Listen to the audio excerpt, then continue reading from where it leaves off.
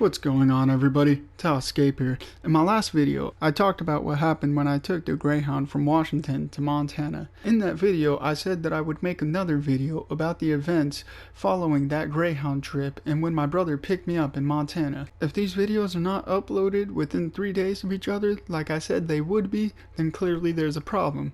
But I don't believe there will be, since I'm writing this story and recording the audio the next day. When my brother picked me up from a Greyhound station in Montana, we talked for a while and he told me about the house we just moved into, one of my dad's rental properties. It was nice because my brother and I now had our own rooms.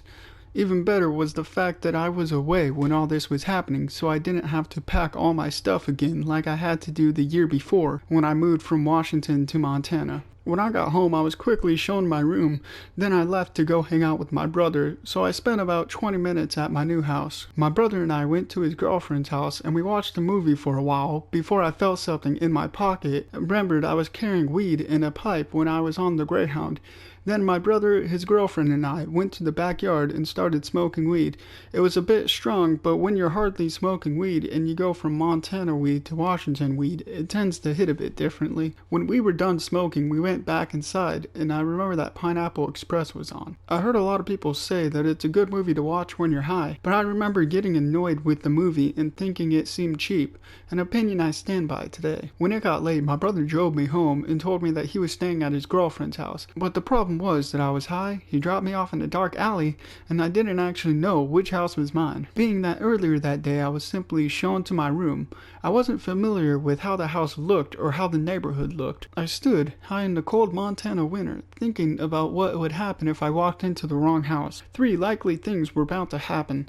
I'd either be attacked by dogs, get shot at, or be attacked by dogs, leaving me defenseless against somebody walking up and shooting me. My anxiety triggered more when I remembered that the city I was in had a huge problem with meth, and sometimes people would just walk into random houses when they were high. Most residents were prepared for that scenario and were glad to put an end to an addict's life, and their mind doing a community a favor. I took the chances and headed towards this house in the dark alley. I could barely see, but I got to the door and pushed it open.